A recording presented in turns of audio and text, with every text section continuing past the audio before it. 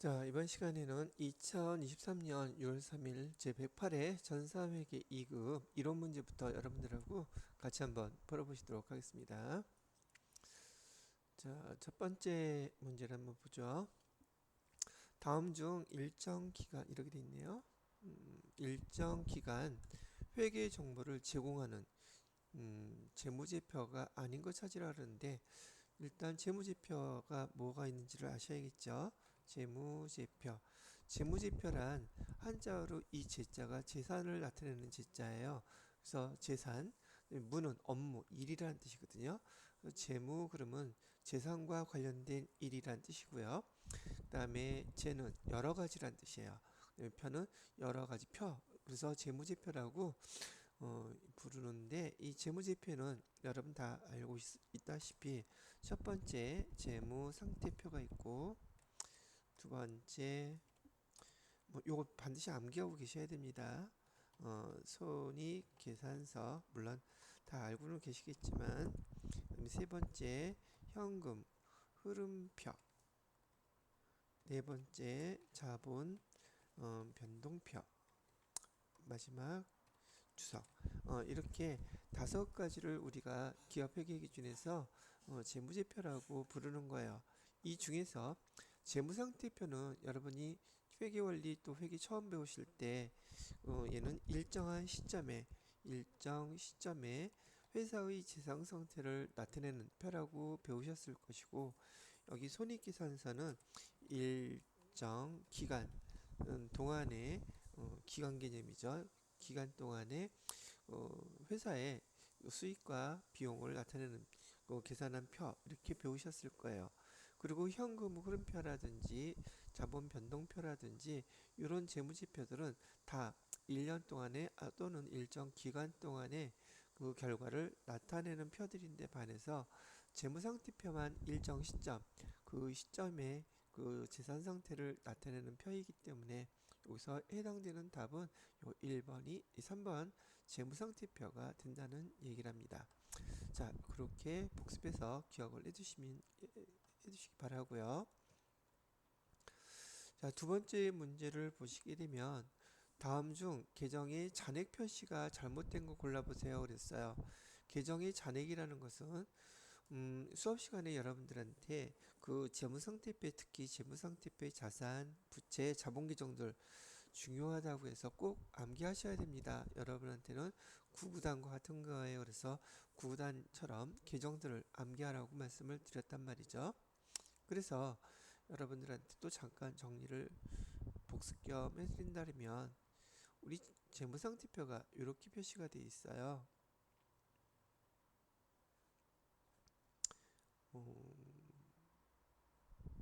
총계정원장의 형태죠. 그래서 여기는 차변에는 자산이 기록되어 있고요.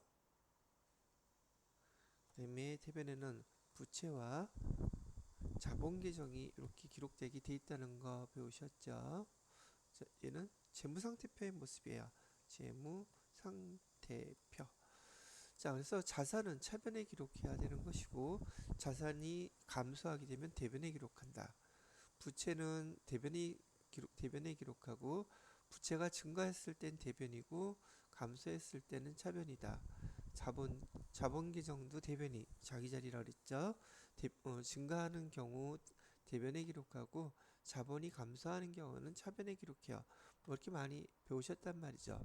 그런데 플러스로 그 잔액 또한 여기 자기 자리에 남는다는 걸 알고 계셔야 되겠죠.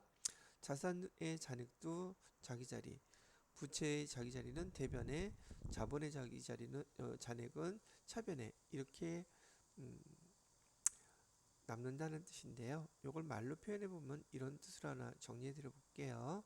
혹시 또 여기 부족한 부분이 있으실 수 있으니까. 자, 현금이라는 계정을 한번 보겠습니다. 총계정 원장 우리 배우셨을 때 현금이 증가하게 되면 현금은 자산이기 때문에 차변에 만약에 10,000원이 증가했다고 이렇게 기록을 해두게 되면 현금이라는 계정에서 차변에 기록되는 것은 증가라 그랬잖아요. 그래서 여기 10,000원 기록이 되는 거예요. 그런데 이번에는 대변에 또 이렇게 3,000원이 기록이 돼 있어요. 이거는 무슨 뜻이에요? 현금이 3,000원 감소했다는 뜻이에요. 그러면 이거의 결과론적으로는 10,000원이 증가했다가 3,000원이 감소했으니까 잔액은 얼마가 남을까요? 라고 물어본다면 당연히 7,000원이 남는다고 기록을 하겠죠. 그래서 얘를 갖다가 잔액만 표시해 보세요. 그렇게 얘기를 하게 되면은 이렇게 표시가 되는 거예요. 여기 현금, 그다음에 10,000원에서 3,000원 뺀 금액 7,000원 잔액이 이렇게 남았습니다. 라고 얘기를 하게 된다는 것이죠. 현금이 10,000원보다 더 많을 수 없나요? 지난번에 누가 이렇게 질문하시던데, 만약에 현금이 대변에 이렇게 13,000원이라고 기록됐다는, 됐다고 얘기를 한다면, 이건 어떤 상황을 얘기하는 거냐면, 지금 여러분 갖고 계시는 금고 안에 지금 현금이 10,000원이 있었어요. 그럼 10,000원 중에서 3,000원을 뺐을 수는 있겠지만 현금이 10,000원밖에 없는데 어떻게 13,000원을 뺐을 수가 있겠느냐 말이죠. 그런 말은 성립이 되지 않는다는 거예요. 여기서는 우리 그 재무상태표에서는요.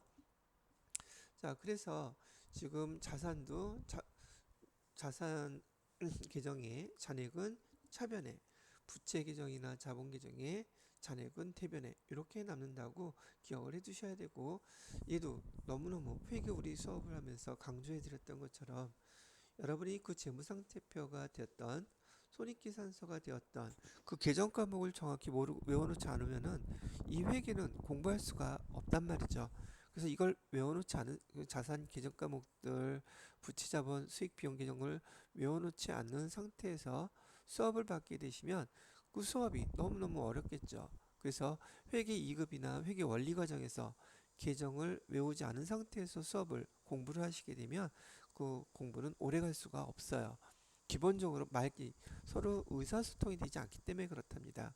그래서 여러분들은 여기 재무상태표의 계정 과목 자산에 있는 것, 부채 자본, 손익계산서의 수익 비용 계정을 정확하게 반드시 암기가 되어 있어야지 수업을 하면서 서로 의사소통도 되고 알아가는 재미가 있는 것이랍니다. 그래서 처음 배울 때 계정 외우는 게 여러분들한테 가장 큰 어려운 일 중에 하나라고 얘기하는데, 제가 개인적으로 볼 때는 다 엄살인 것 같아요.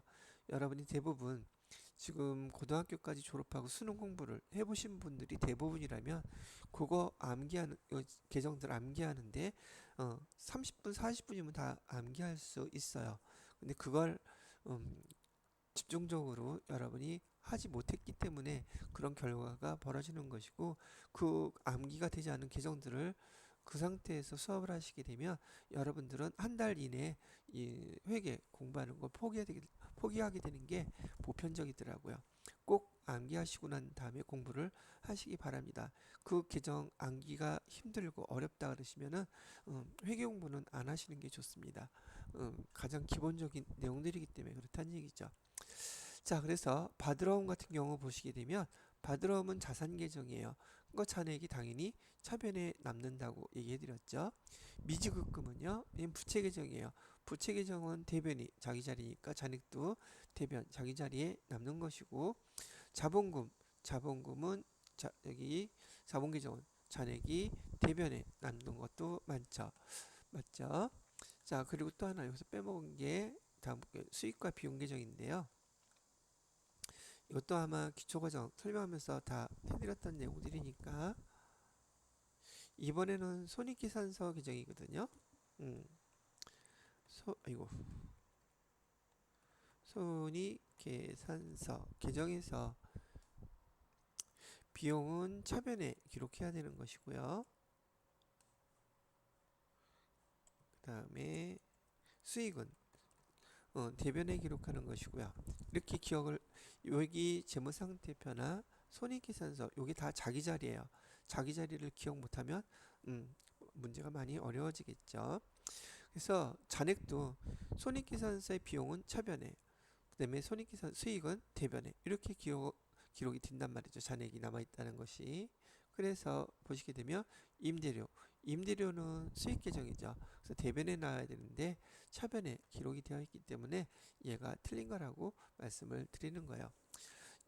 지금 이렇게 총기정원장에 대한 이 보기 문제가 아마 올해부터인가 계속 출제가 되고 있어요. 기본적으로 이거 예전에는 거의 출제가 되지 않았던 문제인데 총기정원장을 보지 못하는 분들이 꽤 많아서 이걸 또 강조하기 위해서 시험 문제에 계속 출제하고 있는 것이 아닌가 싶어요. 자, 그 다음에 세 번째 문제를 보도록 할게요. 다음은 단기의 재고자산 관련 자료입니다. 재고자산은 우선 종류. 재고자산이라는 건요. 얘는 판매 목적으로 갖고 있는 것을 우리 재무회계에서는 우리 재고자산이라고 부르기로 되어 있단 말이죠. 그럼 판매 목적으로 갖고 있는 거, 아니 흔히 많이 알고 계시는 것처럼 상품, 많은 회사들에서 파는 상품 판매 목적으로 갖고 있잖아요. 예, 재고자산이고요.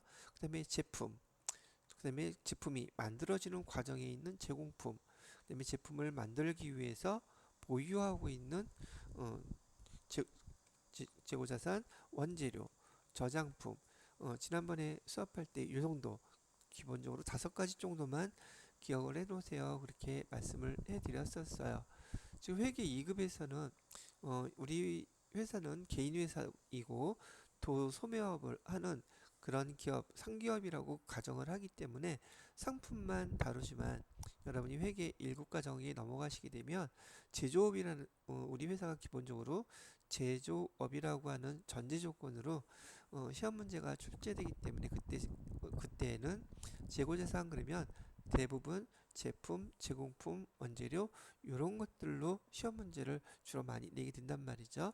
그래서 재고자산을 규정을 정확히 암기하고 계셔야 된다는 얘기를 다시 한번 해드리는 거예요. 다시 한번 높아심에 얘기해 드려요. 재무상태표 개정 외우는 거, 손익계산서 개정 구분할 줄 아는 거 아주 중요합니다. 회계 기초과정에서 우리 기본적으로 구구단을 우리가 보통 편리성을 위해서 암기해 놨잖아요.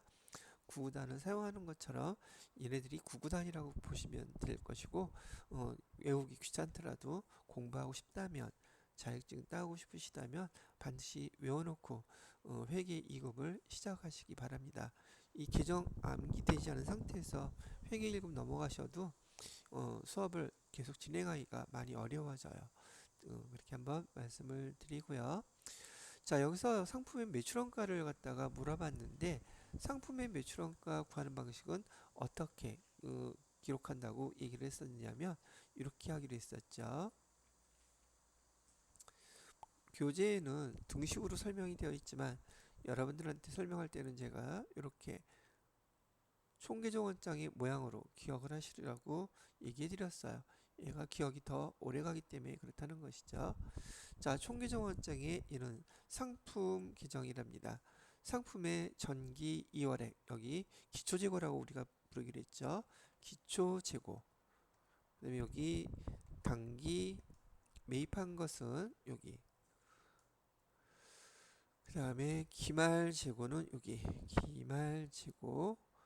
그래서 상품에서 기초재고액 숫자를 써볼까요?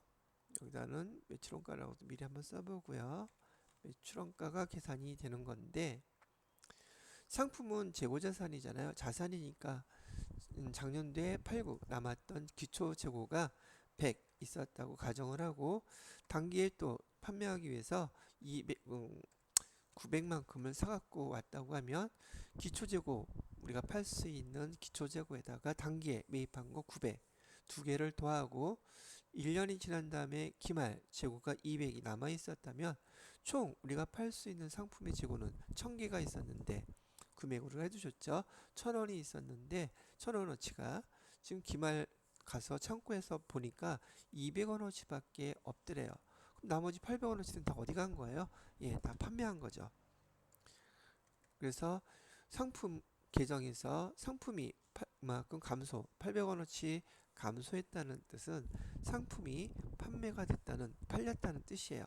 그래서 그 매출원가 계산할 때 이렇게 기억을 해두시면 돼요. 기초재고액에다가 단기 매입액 더해주고 기말재고액을 빼주면 매출원가가 계산이 된답니다. 자, 그러면 요게 기본적인 거 설명을 해드렸으니까 여기에서 주어진 자료를 갖고 한번 만들어 보도록 할게요. 기초상품 재고액이 10,000원이었대요. 기초상품 재고액 요거죠. 여기에 10,000원이 있었다는 뜻이고요. 그 다음에 단기 상품 매입액이 30,000원이래요. 단기 상품 매입액 요게 30,000원. 자, 그 다음에 상품 매입 애누리. 상품을 매입할 때 우리가 30,000원어치 사갖고 왔는데 여기서 애누리 돈을 깎아줬대요. 얼마만큼을? 마이너스 1,000원만큼을 이렇게 빼주는 거예요. 그 다음에 기말 상품 재고액은 5,000원이라고 얘기를 해주고 있네요. 여기가 5,000원이에요. 이렇게 얘기를 해주고 있으니 여러분은 여기 단기 매입액에서는요 반드시 매입 애누리, 매입 할인, 매입 환출, 즉 반품이죠. 요거는 빼줘야 돼요. 그래서 이 단기 매입 이 금액은요 순 매입액을 기록해 주셔야 된다는 얘기죠. 그럼 여기 순 매입액은 얼마인가 봤더니 29,000원이네요. 자, 그럼 배웠던 대로 10,000원 기초재고액에다가 단기 매입액, 순매입액이죠. 더해주고 5,000원을 빼주니 기말재고액을 빼주니까 그러면 34,000원 나오겠죠. 그래서 매출원가는 얼마가 나옵니까? 그러면 34,000원이 계산이 됩니다. 라고 해서 3번을 답을 택하시면 되는 거겠습니다. 이렇게 하시는 거예요. 34,000원. 그래서 이렇게요. 자, 그 다음에 문제로 한번 넘어가 볼까요? 4번 문제를 보시게 되면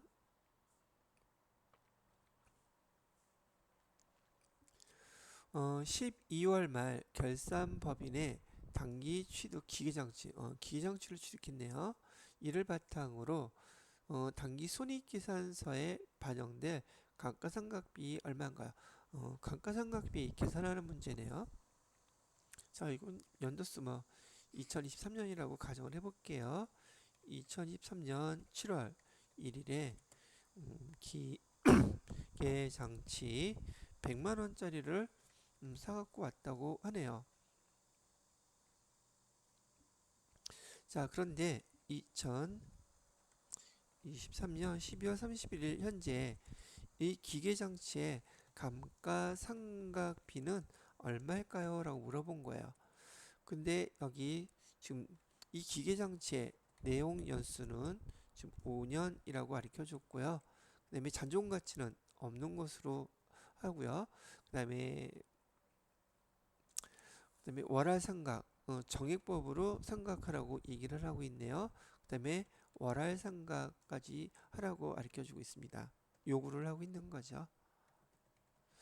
자, 그러면 여기 지금 100만원 사갖고 온 금액 중에서 우리가 정액법으로 감가상각할 때 내용연수로 나눠주기로 배웠죠. 5년.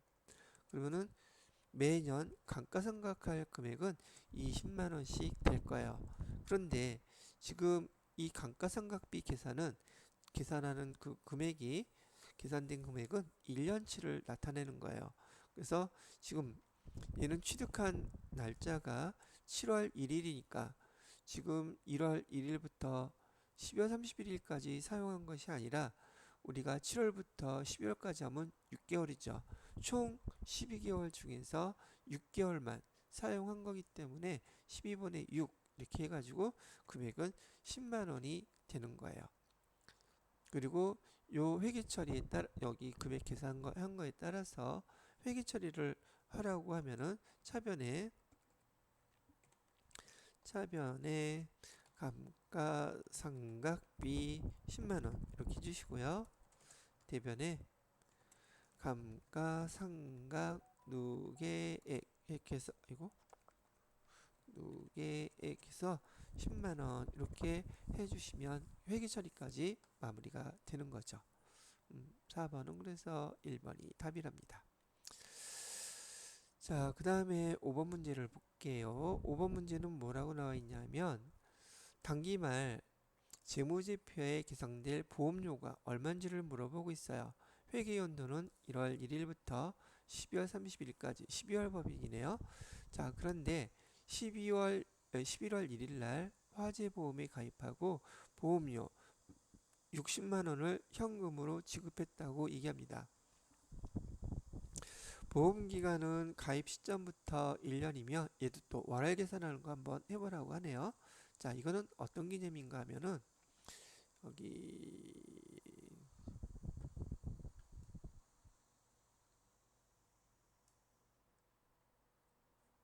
보험료를 낸 날짜 11월 1일 날, 그러면 시간이 지나서 12월 31일 결산할 때가 될 것이고, 쭉 지나서 10월 31일 1년이 만기가 되는 날이 있겠죠. 자, 이렇게 보험에 가입한 날은 11월 1일인데 이날 보험료를 60만 원을 이렇게 냈다는 얘기예요. 현금으로. 그러면 우리가 회계 처리할 때 11월 1일 날 회계 처리는 이렇게 했겠죠. 차변에 보험료라고 기록하고 60만 원, 대변에 현금 60만 원 이렇게 기록해 놓았는데, 이 보험료라는 계정은 비용 계정이잖아요. 그리고 이 보험료는 지금 1년치예요. 여기 11월 1일부터 지금 10월 30일, 내년도 10월 31일까지 보험료가 60만 원이라는 뜻인데, 우리는 중간에 결산을 해야 되는 결산일 12월 31일이 있는 거죠. 자, 이렇게 계산을 하다 보니까 우리가 지금 이 보험료 60만 원이라고 11월 1일 날 기록을 이렇게 해놓은 것 중에서 얘는 비용 계정인데, 비용 계정은 손익계산서에 올해 것만 반영이 되어야 되지 내년 거 비용까지 손익계산서에 다 들어가면 안 되겠죠. 그래서 지금 이 60만 원을 12개월로 나누어 보세요. 60만 원을 12개월로 나누게 되면 한 달에 5만 원 꼴이 되겠죠. 정확하게 하기 위해서 60만 원 나누기 12개월 하면 지금 매달 한 달 보험료는 5만 원이 될 거예요. 그러면 여기 11월 달, 12월 달 여기 올해 보험료 얼마입니까? 라고 물어보면은 당연히 여기 10만 원이요 라고 여러분은 금방 대답하실 수 있을 거예요. 60만 원 중에서 10만 원이 올해 비용이고 나머지 50만 원은 내년 1월 1일부터 10월 31일까지 10개월의 비용이 되더란 말이죠. 자, 이렇게 됐을 때 이 50만 원은 내년 거를 미리 낸 돈이 된단 말이에요. 이 회계 처리 어떻게 합니까? 라고 지금 이거를 물어보는 거예요. 자, 그랬을 때 보험료 올해 거는 얼마만 들어가야 돼요? 당연히 10만 원만 들어가야 돼요. 답은 여기 10만 원 금방 나오죠. 근데 여러분들한테 이 차원에서 일단 회계 처리까지 알려드릴게요. 다시 복습할 겸 해서. 그래서 우리는 12월 31일 날 뭐라고 기말 정리사항으로서 여기 회계 처리를 해주셔야 되느냐면, 차변에 내년 거 먼저 낸 우리 비용은 선급 비용이라고 쓰기로 한단 말이죠. 내년 거 미리 낸 거 얼마 냈어요? 50만 원. 그 다음에 대변에다가는 뭐라고 쓰느냐면 보험료라는 비용 계정을 대변에다가 50만 원을 이렇게 빼주는 거예요.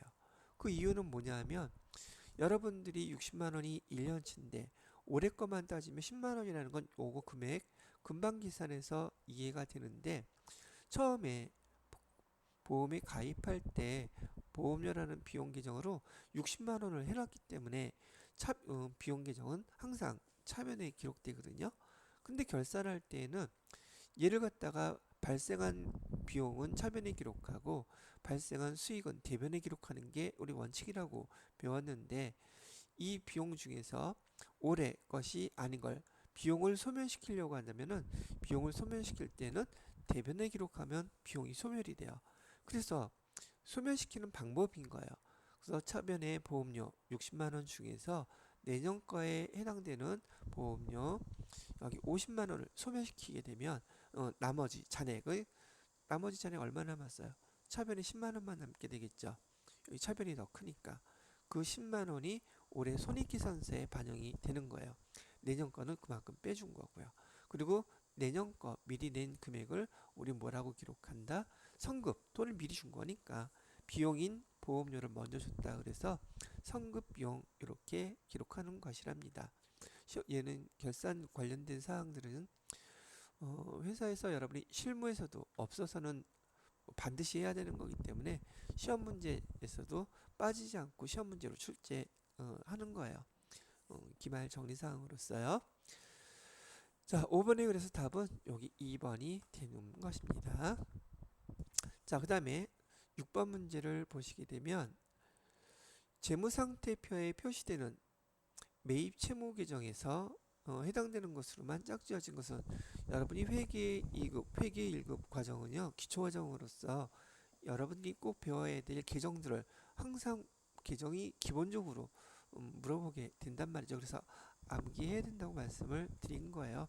자, 매입 채무 계정에는 우선 복습하는 차원에서 매출 채권의 우선 매출 채권 계정이라는 게 외상 매출금 있어요. 그 다음에 받으러. 자, 요거에 상대되는 계정이에요. 그래서 매입 채무. 외상 매출금의 반대는 외상 매입금이 될 것이고 받으러움에 반대되는 계정은 지급 어음이 돼요. 그래서 여기서 매입 채구가 아니라 채무 매입 채무에 대한 계정은 이렇게 되고 있다는 거죠. 매입 채무는 요 두 가지 계정밖에 쓸 수 없어요. 수업할 때 제가 써드렸던 계정 과목들을 반드시 정확히 암기하고 계속 연습을 하시는 거예요. 자, 그러면 여기 외상매입금, 지급어음 두 가지밖에 없으니까 요게 답이 되는 것이죠. 자, 여기서 또 똑같이 계정에 대한 분류죠. 여러분 회계급에서는 계정 암기하는 것이 가장 기본적인 것이기 때문에 계속 이렇게 물어보는 거예요. 자, 계정 과목의 분류가 올바른 것은 이라고 되어 있죠. 유동자산, 차량 운반구는 비유동자산이에요. 틀렸죠. 그 다음에 당좌예금은 유동자산이에요. 여기 얘도 틀렸죠. 단기 차입금은 유동부채. 얘가 맞네요. 그 다음에 비유동, 선수 수익도 마찬가지로 부채, 얘는 비유동부채가 아니라 유동자산이에요. 아니, 유동부채. 그래서 틀린 거예요. 계정을 암기해 놓은 상태에서라면 금방금방 구분하고 판단하실 수 있지만 이런 문제들은 여러분이 암기가 안 되어 있는 상황이라면 이 문제는 너무너무 어려운 문제가 되겠죠. 제가 여러 번 설명해 드렸던 것들이니까 이렇게 정리해서 복습을 해 주시기 바랍니다. 자, 그 다음에 8번 문제를 볼까요? 8번 문제를 보시면 현금 및 현금성 자산에 포함되지 않는 것을 찾아보래요. 이것도 계정 문제잖아요. 자, 우선 간단하게 기초만 우리는 자산은 크게 유동자산하고 그 다음에 비유동자산 구분하기로 했단 말이죠. 비유동자산으로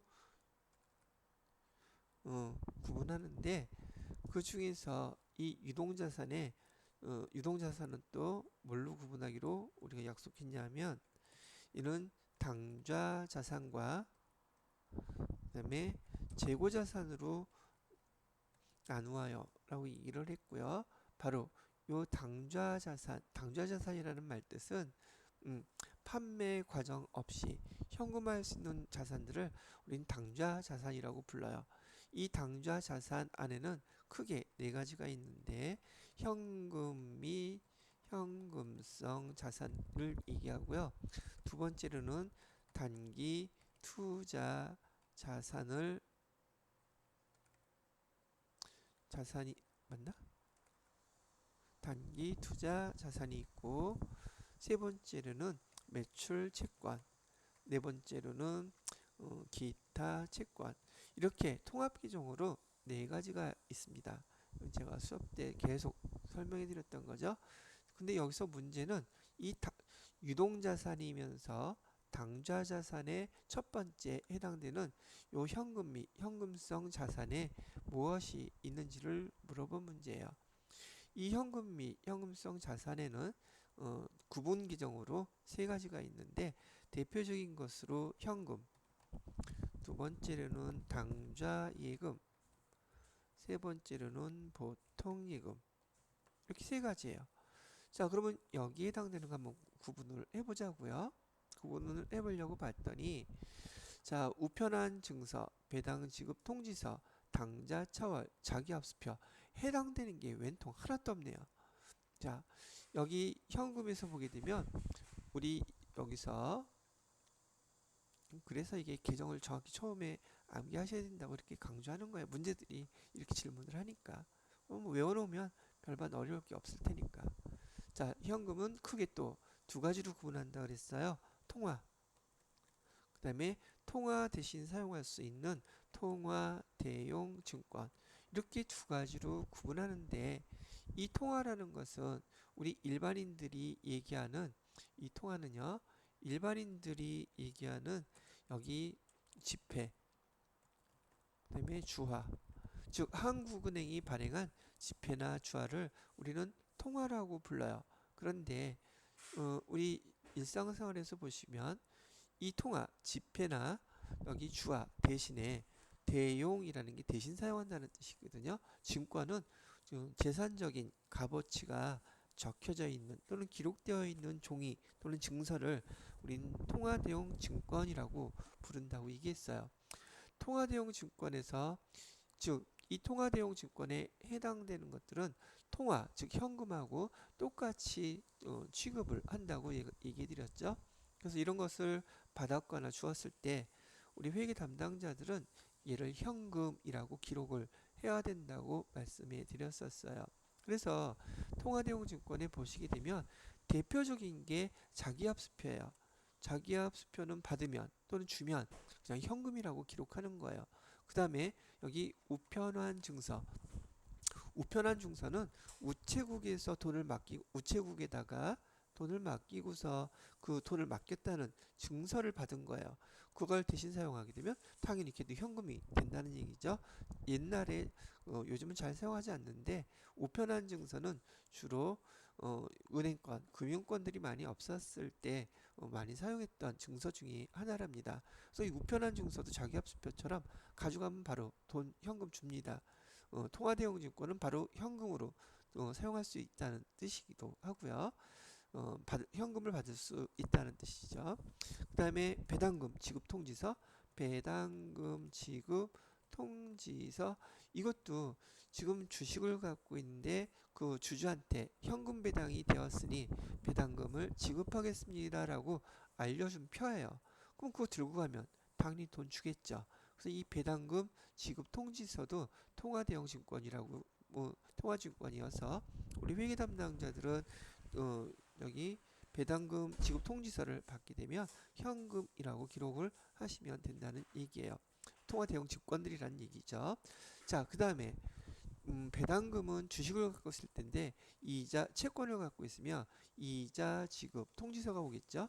이자도 지급 통지서도 기간이 돼서 이자를 지급하겠다고 알려주는 통지서이다 보니까 요거 가지고 돈 달라고 하면 당연히 주겠죠. 얘도 마찬가지로 통화 대용 증권 현금성 자산에 포함되는 것이라고 얘기를 한다는 얘기죠. 자, 이런 것 정도만 얘기를 하시게 되면 됐고요. 당좌차월은 당좌예금 여기 있는 당좌예금 계정에서 마이너스 통장으로 돈을 빌려 쓴 것이에요. 그래서 이 당좌차월은 부채에 해당되는 것이기 때문에 현금 및 현금성 자산에 당연히 들어갈 수가 없는 거예요. 그래서 답은 여기 세 번째 당좌차월이라고 답하시면 되는 문제였었습니다. 자, 됐어요. 자, 이번에는 우리 9번 문제도 한번 볼까요? 다음 중 상품 매입 계약에 따른 계약금을 돈을 미리 지급한 경우 지금 여기 돈을 미리 지급했다 그랬잖아요. 자, 여기서 우리 때 미리 돈을 지급하거나 돈을 미리 받았을 때는 선자 들어가는 계정을 사용하셔야지 돼요. 이것도 수업 시간에 제가 정리를 해드렸었는데 우선 많이 사용하는 계정 중에서 선급금 또는 선수금 이런 말 사용하셨었죠. 얘는 실제로 돈을 먼저 주거나 먼저 받았다는 뜻이에요. 한자어로 이 선자는 미리, 이미, 벌써 이런 뜻을 갖고 있거든요. 선급금, 선수금은 실제로 돈을 먼저 주거나 또는 돈을 받았다는 뜻을 나타내는 계정명이라고 보시면 되겠고요. 그 다음에 돈을 받지 않았어요. 그건 미수금이라고 불러요. 돈을 아직 받지 않았을 경우 또는 돈을 아직 지급하지 않았을 경우 이를 미지급금이라고 이렇게 개정을 알으셔야 된단 말이죠. 그래서 회계 개정에서 많이 사용하는 이 미자는 아직이란 뜻이에요. 아직 수 받을 숫자거든요. 아직 받지 않은 돈이라든지 아직 지급하지 않은 돈. 그래서 얘는 실제로 돈을 주거나 받거나 하지 않은 케이스예요. 또 가짜가 있어요. 가지급금 또는 반대 이 개정은 가수금 이런 개정이 있는데 가지급금은 돈은 지급하기는 했는데 그 내용이 뭔지를 몰라. 어떤 경우냐면 회사에서 직원들이 출장을 가게 되면 출장 갈 때 회사에서 돈을 받아가지고 가서 그 돈 갖고 사용하겠죠. 그래서 출장 가는 사람한테 돈을 지급은 하기는 했는데 어떤 용도로 아직 사용했는지는 알 수가 없죠. 그럴 때 가지급금이라는 계정으로 쓰시는 거고 가수금은 이 출장 갔던 직원이 회사에 보통예금 통장으로 돈을 보냈는데 이 돈을 왜 보냈는지를 알 수가 없을 때 돈을 받기는 받았잖아요. 근데 그 계정이 뭔지를 모를 때 가수금이라는 계정을 사용한답니다. 라고 해서 선미가 이렇게 세 가지 계정을 구분하는 방법을 설명해 드렸었어요. 근데 여기 보니까 상품 매입 계약에 따라서 미리 지급했다면 먼저 지급했다는 뜻이요. 그러면 선급했겠죠. 급자가 지급할 때 급자예요. 미리 지급한 돈 선급금이라고 쓰기로 했기 때문에 답은 2번이 되는 것이랍니다. 자, 또 계정 문제겠죠. 10번 문제도 보시게 되면 부채의 합계액이 얼마냐고 그러는데 이 계정 중에서 부채가 뭔지를 구분할 줄 모르면 계정은 완전히 꽝치는 거죠. 자, 부채 한번 따져볼게요. 외상매입금 부채고요. 선수수익 돈을 미리 받은 거예요. 요것도 부채고요. 단기 대여금 얘는 돈을 빌려준 거기 때문에 얘는 단기 대여금은 단기 투자자산안에 속하는 계정이에요. 그래서 얘는 아니고요. 그다음에 미지급형 얘도 돈 아직 지급 안 했다는 뜻이니까 얘도 부채 계정이 되겠고요. 성급형 얘는 성급금하고 똑같은 계정인데 여하튼간에 자산 계정이에요. 그래서 아니고요. 미수수익 얘도 돈을 아직 받지 않은 금액이기 때문에 자산 계정입니다. 그래서 해당되는 금액은 여기 300만 원 하고요. 여기 50만 원, 그다음에 200만 원. 요 세 가지 계정을 합치게 되면 얼마가 되나요? 550만 원이 답이 되겠죠? 그럼 답은 1번이 답이 되겠네요. 그죠? 문제가 몇 번 문제냐? 자, 그렇게 정리를 해 보아 주시면 되겠고요. 다음 문제를 보도록 할게요. 답은 550만 원. 이가 답이에요. 자, 그 다음에 11번 문제. 다음 중 빈칸에 들어갈 만한 유동자산은 보고기간 종료일로부터 유동이라는 말 뜻이 12개월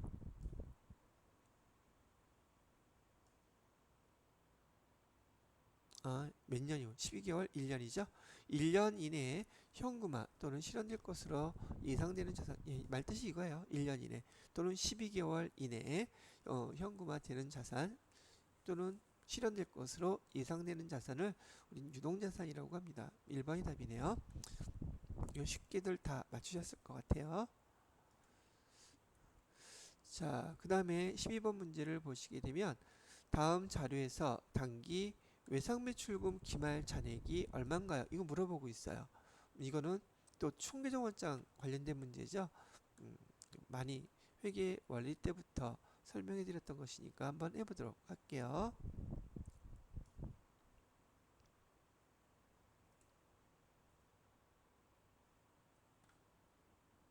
자, 총계정원장에서 여기 외상매출금 규정이고요. 외상매출금은 자산 계정이에요. 그래서 기초재고라네요. 전기월 금액, 기초잔액은 차변에 기록이 된다 그랬었죠. 금액 여기에 얼마? 300만 원. 그다음에 외상매출금 단기 발생액. 외상매출금이 증가했다는 뜻이에요. 증가액. 외상매출금 증가액 얼마래요? 여기 700만 원이라고 하네요. 자, 그다음에 외상매출금 당기 회수액. 외상매출금을 회수했으면 외상매출금이라는 계정이 감소를 했겠죠. 그래서 외상매출금 회수액은 여기 대변에다가 기록하는 거예요. 그래서 자, 그러면 차변의 합계 금액과 대변의 합계 금액은 일치를 해야 하니 지금 총 우리가 외상매출금 받아야 될 거는 300만 원, 700만 원, 1000만 원이 있는데 그 중에서 100만 원을 회수했으니 우리가 외상매출금을 받아야 될 잔액은 얼마가 남아있나요? 900만 원이 남아있겠네요. 그래서 답은 900만 원이라고 이렇게 찾아주시면 되겠습니다. 이렇게 표시하는 거예요. 그래서 여기서 용어에서 외상매출금 전기 이월액이라는 용어도 사용하고요. 여기 기초잔액이라고 쓰기도 합니다. 여기 외상매출금은 발생액이라고도 하고 단기 증가액이란 말로도 써요. 그 다음에 여기는 외상매출금 회수액. 외상매출금이라는 자산이 감소했으니 감소한 이유가 회수했으니까 감소했다. 그래서 감소했다. 그래서 이렇게 쓰기도 하고요. 얘는 기말 잔액 또는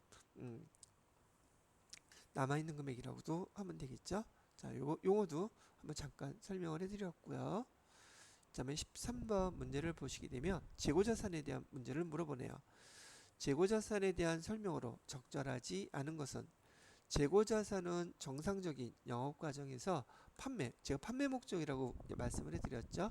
판매를 위하여 보유하거나 생산 과정에 있는 자산,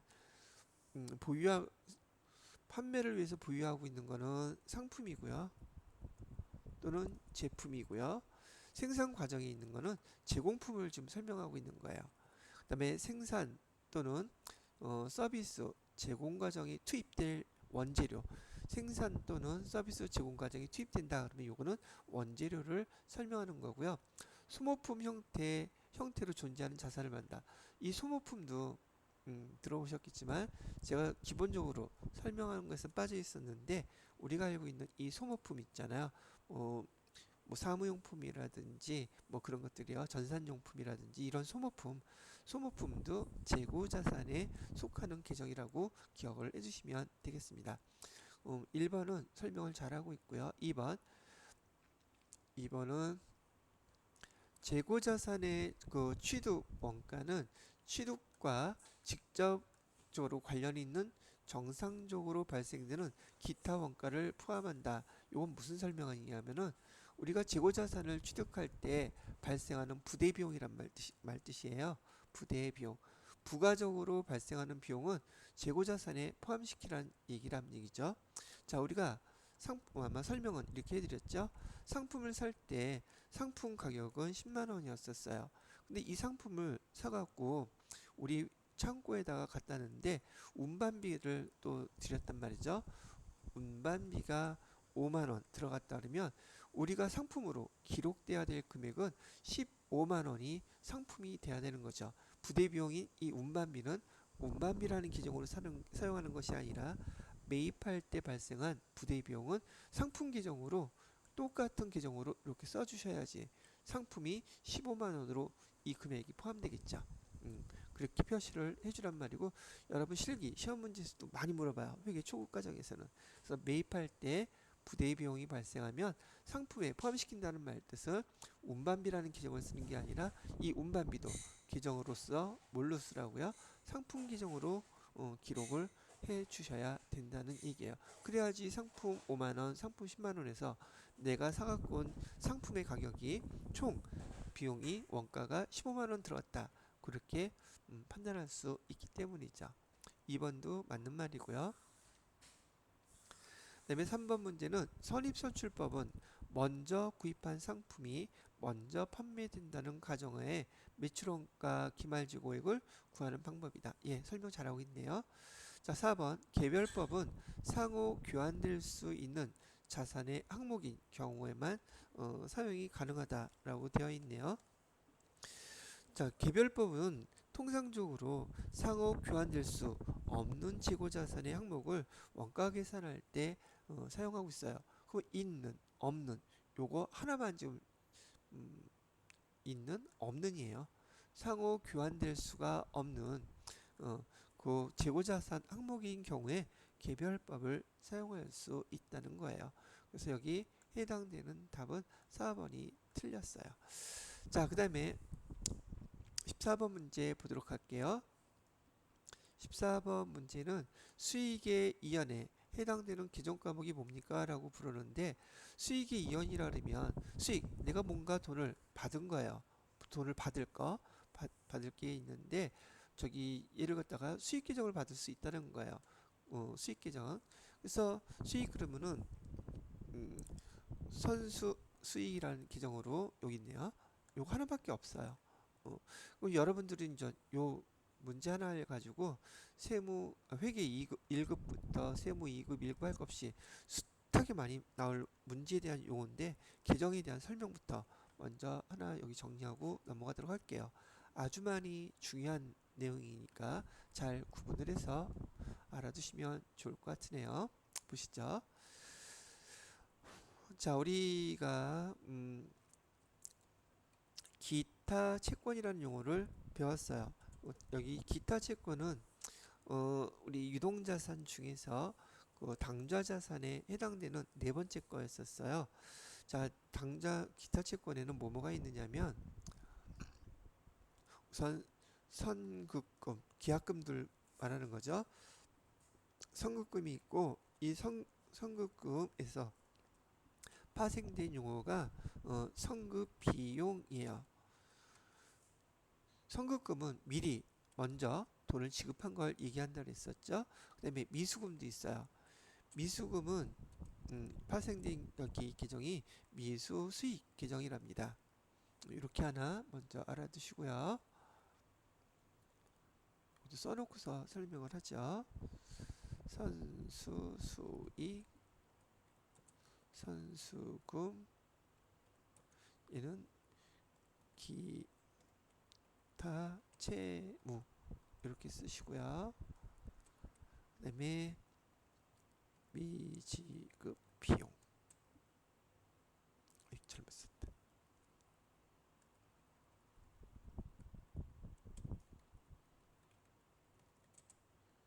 이는 미지급금 이렇게 돼 있는 거예요. 자, 기타 채권 얘네들은 다 자산 계정들이에요. 여기 있는 것들. 기타 채무 얘네들은 다 부채 계정이에요. 이것도 구분하기 쉽게 써놓을게요.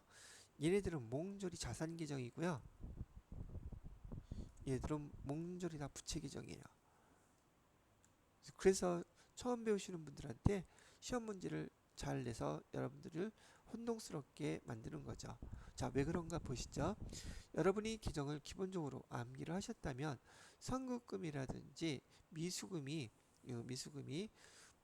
자산 계정이라는 거 암기가 되어 있으시단 말이죠. 그런데 얘네들은 일반적으로 기중이라는 말 뜻은 1월 1일부터 12월 31일 그 중간에 사용하는 내용들일 때는 다 선급금, 그다음에 선수금 이런 자산 계정들을 사용해요. 그러다가 12월 31일 기말이 되면 기말에는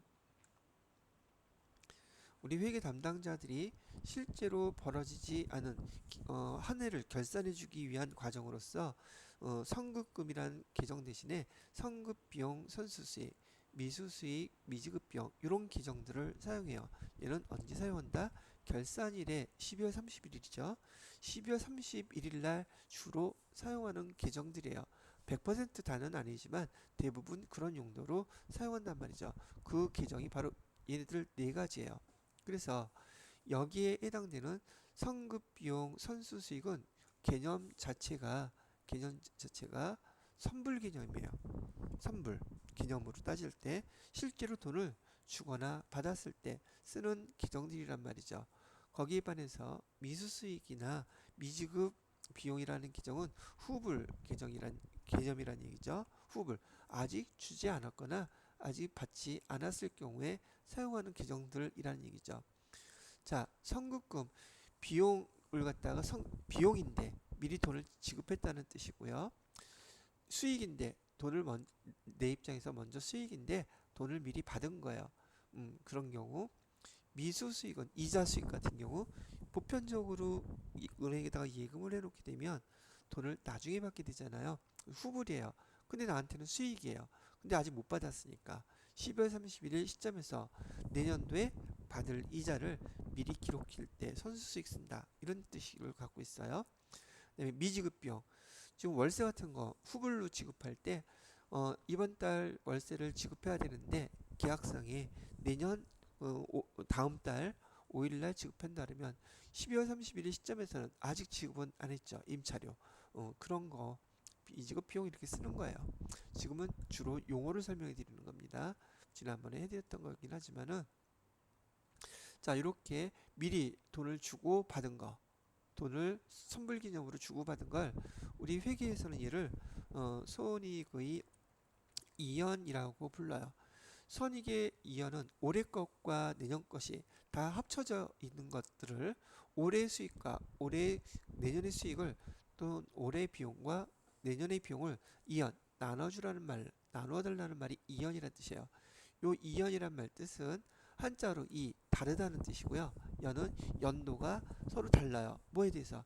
수익이나 비용에 대해서 연도가 다를 경우 요거 나눠주는 계정들이 바로 선급비용, 선수수익이라고 부르고요. 여기 미수수익과 미지급비용, 후불 요 개념에 해당되는 것을 우리는 손익의 예상이라고 부른답니다. 손익의 예상. 얘는 실제로 돈을 주거나 받거나 하지 않은 상태이기 때문에 올해 발생한 수익은 얼마지? 올해 들어가야 될 비용은 얼마지? 근데 아직 주거나 받지는 않았어요. 그때 우리 그 계정들을 우리 손익의 예상이다 이렇게 불러요. 그런데 요즘은 여러분 그 세대들이 한자어를 주로 많이 사용하지 않다 보니까 요 손익이라는 말을 갖다가 수익과 비용이라고 나누어서 또 설명을 규제에서도 시험에서도 물어보더라고요. 여기서처럼 손은 비용이란 뜻이고요. 이익은 수익이란 뜻인데 그래서 수익의 이연이란 말도 쓰고요. 비용의 이연이라고도 말을 쓰는 거예요. 여기도 마찬가지고요. 자 문제에서 보게 되면은 여기 지금 수익의 이연에 해당되는 거 물어보고 있죠. 수익의 이연이면 우선 이연이란 용어가 들어가면 올해 것과 내년 것을 나누어 줘야 되는데 얘는 선불 개념이기 때문에 죽었다 깨어나도 선자 들어간 선급 비용 아니면 선수 수익을 쓸 수밖에 없어요. 이 손익에 이연이라는 용어가 들어갔는데 미수 수익이나 미지급 비용을 고르시는 분들은 이거에 대한 개념이 아예 없으신 거라고 보시면 된다는 얘기죠. 그래서 수익이 이연 그러면 두 개 중에서 수익이 어떤 거 들어가 있어요? 여기 들어가 있죠. 선수 수익 얘기하는 거예요. 그럼 답은 뭐가 될까요? 물어보면은 선수 수익이요. 이렇게 대답을 하시면 돼요. 또 한 가지 여러분 회계 처음 배우실 때 계정들 구분하라고 그러는데 선급 비용, 미수 수익, 뭐 선수 수익, 미지급 비용 이 계정이 수익이나 비용이라고 생각하셔서 여기 손익계산서의 계정이라고 잘못 알고 계시는 분들이 처음에는 꽤 많아요. 그래서 시험 문제를 많이 물어보는 겁니다. 선급비용, 선수수익, 자산계정이고요. 부채, 선수수익, 미지급비용 이런 부채 계정이에요. 끝에 비용이다 수익 들어갔다 그거에 현혹되지 마시고요. 비용인데 돈을 미리 낸 거 그래서 자산 선급금 계정이란 뜻이에요. 이렇게 구분을 해서 정리를 해 놓으시면 좋을 것 같습니다. 자, 그 다음에 마지막 1번 문제 15번 문제네요. 15번 문제는 다음 중 기말 재고 자산을 과대 평가했을 때 나타나는 현상이 어떻게 되나요? 그러는데 이건 개념상으로 여러분들이 차후에 회계 1급, 세무 2급, 세무 1급 할 거 없이 전 재무제표에 미치는 영향을 질문할 때 아주 중요하고 요긴하게 많이 사용되는 방식이니까 그냥 이것도 중요한 내용이므로 암기를 해두시면 좋을 것 같아요. 활용도가 아주 높아요. 자, 아까 썼던 여기 상품 계정을 제가 한번 이렇게 다시 그려놔 볼게요.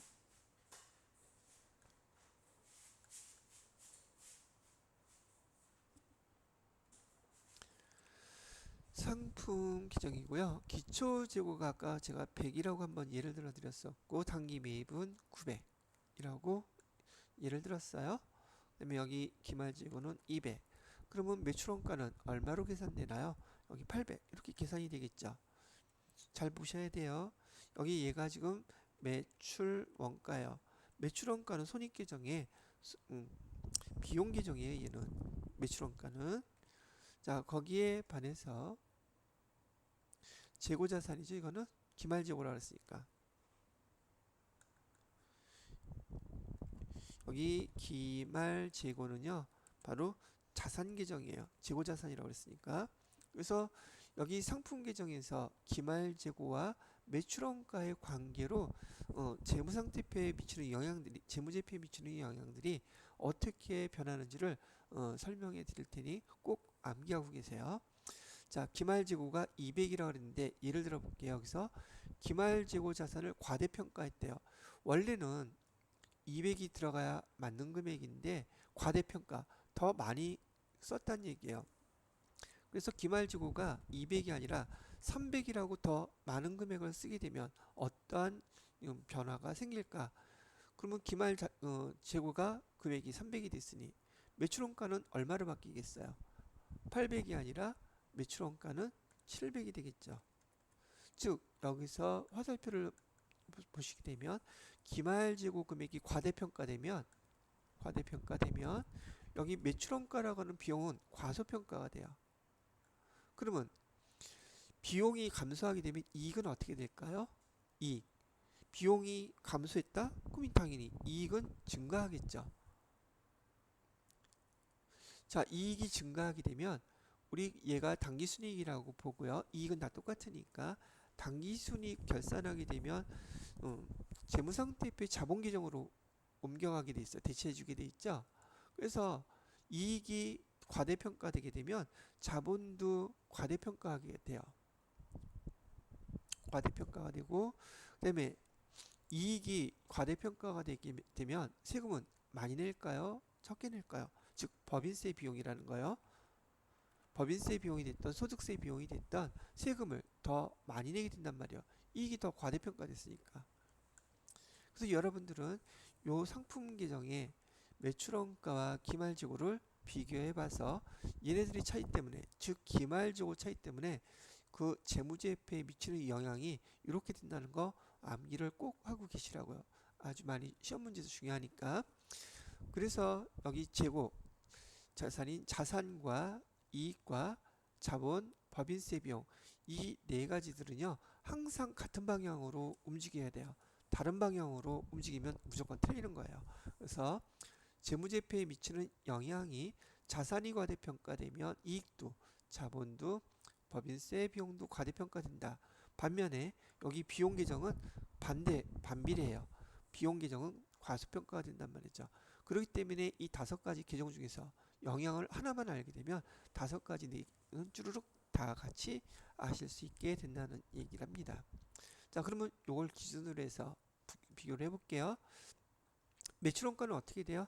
매출원가는 과대평가됐을 때 매출원가는 과소평가된다 그랬죠? 과소평가가 될 것이고요. 그다음에 당기순이익, 이익은 어떻게 돼요? 이익은 과대평가되죠. 이익은 과대평가된다. 그래서 답이 2번이 되는 거예요. 이렇게 찾는 거랍니다. 이 문제는. 이런 형태의 문제가 앞으로 갈수록 급수가 높아질수록 더 자세히 잘 많이 나올 것이니까 참고해서 지금 잘 학습을 해 두셨으면 좋겠네요. 자, 이렇게 해서 이런 문제는 여기까지 설명하고 마무리 짓고 다음 시간에는 우리 전산회계 2급 실무, 실기 파트 문제 같이 풀어보도록 하겠습니다.